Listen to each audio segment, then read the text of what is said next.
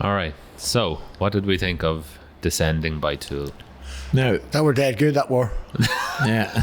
No, we were talking the last Bye. Yeah, we were talking the last time.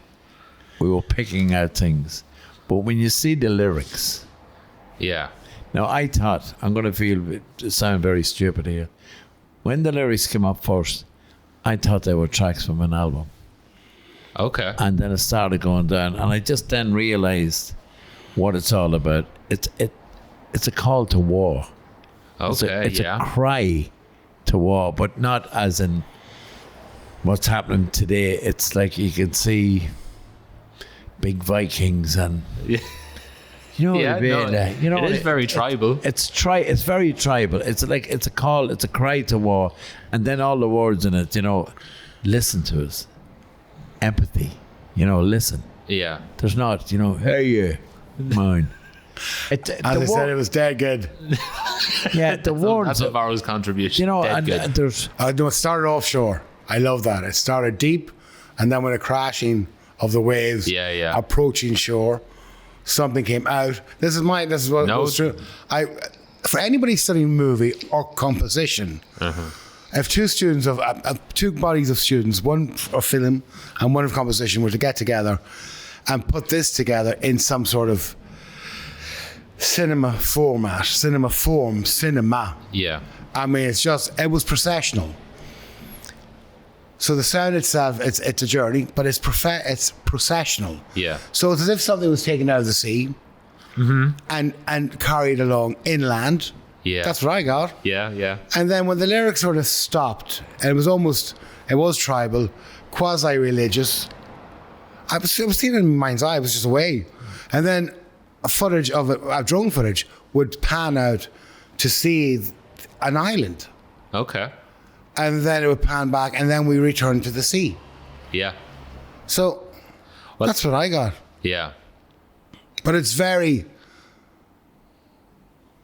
visual. It's very cinematographic. It's, you know, and yeah, when you see the lyrics, you sort of hear them, but when you see them, you're definitely know what they're saying. Yeah. It is that. But it was more processional. And yet it was, I could shoot it. Yeah. You could definitely shoot it. Yeah. But oh no, I'm thinking there's a story to that whole absolutely. song. Yeah. I'm thinking of There's a build and then it's like oh, absolutely. Yeah, I mean it's operatic. It's words, really you know, like call it. He's calling. Yeah. He's calling, and there's that word. What is it? Boundlessness. Is it Boundlessness? Yeah, I think was one of them. But not to survive. Yeah, but do you know what? The lyric was drifting through this boundlessness, this madness of our own making. It's dead good. It's a wall. It shouldn't be happening. Yeah, we started it the whole lot. But when you were talking about doing a scene from what when you were talking, do you remember the first Lord of the Rings come out? Yeah. When they had actors. Yeah. But it was done in a cartoon over the actor. 77. right, okay. Yeah. And I think that'd be a fantastic thing to see the armies coming in like that. Yeah. You know, and it's a real... So you saw Battlefield. I seen Battlefield. What I saw got Procession. What I got from it from listening to it, it's a call to war, but for humanity. It's like everything's very fractured. It's a war cry for peace. It's a war cry for peace, pretty much. I think so. Like all it's a war cry this for peace. madness of our own making. Absolutely. It's like, what are we doing? Yeah, absolutely. Yeah, there is. It's not a new narrative, Is it but it's going very to well done. Are we going just towards destruction? Yeah. We are. This war and then back to the sea. That's it. Yeah. Coming out. Yeah. But then is it? Is it the first humans coming out of the sea? Is it? Yeah, I don't know. And is it the journey of the primate? Is it the journey of humanity? I think so a bit. It's like, what did Einstein say? The third world, was it Einstein? Yeah. The Third World War will be fought with nuclear weaponry. Who said that? And the Fourth World War will be fought with sticks. With bows and arrows and spears. I think it was Einstein. Was it? Yeah. Somebody awfully frightfully clever anyway. Very clever. But but it's very emotive. All music should be. All music should, even if it's fucking, Helen Shapiro, which is a wonderful poppy singer. everything should affect you. All music should hit you somewhere. From grand opera to lyrica to musical theatre to this Egypt, the Viper Room. Music and performance should hit you. But that is so...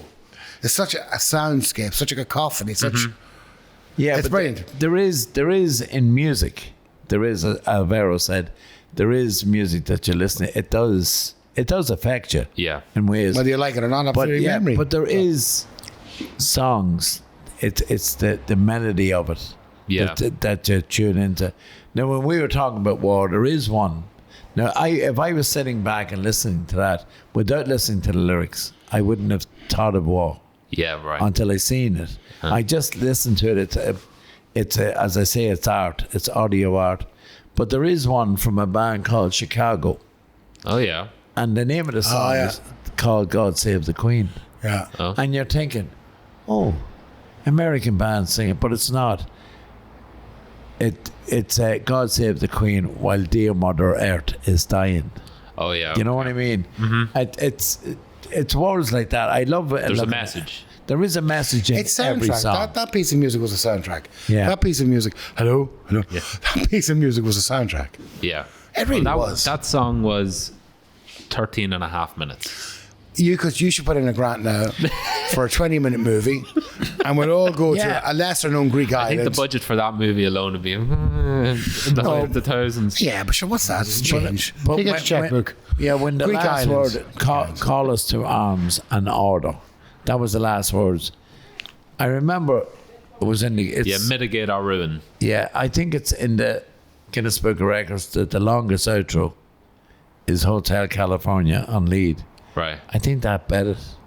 Oh, yeah, because the lyrics stop like halfway. They stop halfway to finish it off, you know. Ah. But incredible words to it. But as I said here at the start, I thought they were a list of an album. Yeah. It seems to be, I'd say the gentleman that wrote it just wrote one line. Listened. Oh, yeah. Right. Apparently that's how he does it. He'll take the music from the three guys that make it, and he'll listen to that on repeat to see what's coming to mind with this. Imagine you doing that. Absolutely. That'd be the introduction to Finding Nemo. No, finding Mullins. Come here. Free Willy? I saw that video once. 5 disappointed. There was very little water involved. Come here. What do they sit down together and say what the musician's intentions are for this, or does he go away and listen and go, "Oh, that's got to be this"? I don't know about earlier albums, but I know I think with this one the story is those three guys, the guitar, bass, and drummer, they just wrote for years. They come up with the songs, the music, and then when they were pretty much happy with it, almost like 95%, they gave it to the lead. And then I think he just listens to it on repeat until something comes to him, and he writes to that. Brilliant. What a wonderful way to work, maybe, huh? But this album, between this album, the song you're listening to now from the album, and their last one was for 13 years. Right, so slow processes. So yeah, pretty much, yeah. Well, how long ago was this? There was probably legal stuff in there. I think there was a bit of stuff like that as well. Mother Roses with labels. How old is this song? This number? This album, 2019. All right, so pretty recent. Yeah, but the most recent work. Yeah, given their work ethic. While reading the lyrics, I was trying to figure out, as you said, talking about why did he put the guitar in there, and why is this happening? Yeah. Or did it just, does he put the guitar in the bass? Now, the bass sounds lovely at the start. Yeah. It's beautiful. But the drummer came in with 3 kicks in it. Right. And they actually worked. And even though the song was just going on, it was sort of like, tin, tin, tin, I said, fuck. I wouldn't pick up on that, I'll be honest. But I like hearing other people get. Yeah, he's just he's on chalk and cheese. It's known as syncopating. Yeah, you're going along to it. You can play a straight beat, but then all of a sudden you put in these things. But incredible, the words, like that. I thought it was very good Very good. Well good. done, band. No, I loved it. I absolutely loved it. But from the moment of it was just, oh God, I can see this. Yeah. But you know that noise when you're swimming underwater. Yeah. You go, okay, got that. That's an aquascape. Got it. But then you realize how well orchestrated, how well put together, managed, done. And the closer you get to the shore, you can hear the waves breaking against the shoreline. And then I think... So you're getting closer to the shore. And then I think the drummers do it, like, know that... With the soft... I don't know what the fuck it is. They're called balls. And he's like doing that, like crashing waves. Oh, he did it with his balls. Obviously a very low drum kit. Strong balls. He's awfully tall. But you could definitely see it. It was very visual. Oh, but yet, through it all, lyrics, listening, I can see the drummer. Okay. Since we've seen it. Paddy loves Danny. I am watching him, and he's just incredible. I think that's his house. I think he stays there. He lives in his kit. Oh God, it's just. I'm delighted that you introduced us to it, because I've heard of Tool. I've been at Ghost. Yeah. I've been at a lot of bands, Metallica, the whole lot. But I definitely will go and see these. See, I can't understand when you introduced this to us. I was like, it's going to be heavy metal, heavy rock. Now, that's not too heavy for you, is it? Not at all. No? Okay. No. I mean, the heaviest rock I was ever into was, I think... Daniel O'Donnell. I'm going to kick the fucking shins of him now when the camera's off. It was shut up. It was the early 80s. I was introduced by Father Lachlan, Jesus Christ Superstar. Okay, yeah. And that guitar intro. Is that Meatloaf? Where? No. Who? What? It was Jesus Christ Superstar, Andrew Lloyd Webber and Rice. And Tim Rice. It was an concept album set in 68, and then was staged in 69, 70, filmed in 72. I don't know in Israel. But the intro to the opening sequence is Judas, and it's a ding ding ding ding ding ding. Do you know that riff? Yeah. Magnificent. And then Simon the Zealot's number. So that was an introduction to rock, because it's a rock opera, right? But that's what it's not that heavy for me. Yeah. Maybe it gets heavier. I don't know. I don't know the catalogue. I think this recent album is it's sort of a big shift away from their earlier stuff, because I think one thing with this band, the progression of their like mentality and age is very clear as the albums go on. Well, you would hope that would happen. Yeah, but it's still like a lot of early bands. Didn't happen with Kiss. No. The heads in them. Correct. But no offense to Kiss fans. Like a lot of, I think, like I'll say for example, Slipknot, right? I know you're not but I liked their early stuff. My daughter loves them. Right? I loved their early stuff. I thought they were great. But then now, like, their later stuff, I'm just not digging it. Like, is it more commercially? I don't think it's that. It's just, it's not, it feels... Like, sometimes you like a band to stay in their niche. Like AC/DC know their riffs. Oh, they know their niche. Okay, yeah. And Slipknot are sort of doing the same. But to me, it's not working. Whereas with these, there's definitely a progression along a big shift between albums. In terms of, like, this is a big one. It's very orchestral. But presumably it is important for an artist to develop both. Correct, yeah. Madonna, for God's sake, name it. Loads. That would, you can see their growth in music. Yeah. Their growth in maturity, their growth in life. I think they're wonderful. I'll wait till we finish this process, and then I'm going to delve in deep. Cool.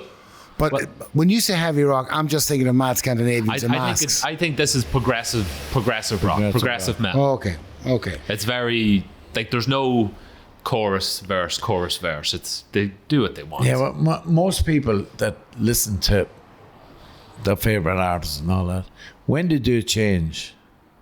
Like, I remember Metallica changing, and people say, no, don't like the new stuff and all that. Yes. But when they go to a concert, I'll give you an example. This is a country artist. The very first time he came to Ireland, which was Garth Brooks. Yeah. And he came on the stage, a big, he comes out of the ground, the whole lot. The place is screaming. I was there myself with my son, who was only 5. Mad fan. All right. And when he started doing these songs, there was reaction, cheering and all that. But then when he started one of his old ones, right, and they started singing with him, the words he said was, "Oh God, you're singing the old ones." right. That's what we were brought up to. Yeah. We expecting, and I think he changed his program. Okay. Really? I think he done the odd new one. That's the 11th commandment, isn't it? Know thine You know, audience. People don't. People True. don't. Yeah. People don't like change. No, they don't. You know, they don't. I'll give you an example. You were talking about the Viper Room. I do the Viper Room every Saturday night, and I'm giving it all this and that, every type of music. And I started learning new songs, and I said, "Here's a new one," and I sang it, and a young girl came up, "You do the two that you do together." Yeah, okay. You know. Yeah, I know some people just aren't for don't it. And I know for a fact that was said to Barbara Streisand as well. Yeah. After it was said to Paddy Mac. Yeah. Right. Didn't it? Two peas in a pod. Absolutely. Oh, myself and Barbara. Yeah. Right, well, we'll leave the song here. Tune in to the next one. I'd love to see it filmed. Would you not film that? I know. Or even animated. Would you not just do an example? Now, I'll film it with you two. yeah. You can be start off as the fish, Alvaro. And we'll... Is it tuna season? Is it Moby Dick? Is it? Thanks very much. No, it's these trousers. So, blue. Is it the blue whale? Yeah, Moby Dick, yeah. No. It's, we'll go with a herring. A heron. Yeah. Have you taken your medication today, Cal? No, I knew that. we need to... You could do it.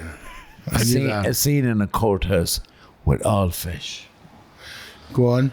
No, you can't. And then you can say... And the judge is a parrot. Yeah, and you can say, "I want you to tell the truth, the whole truth, and nothing but the truth.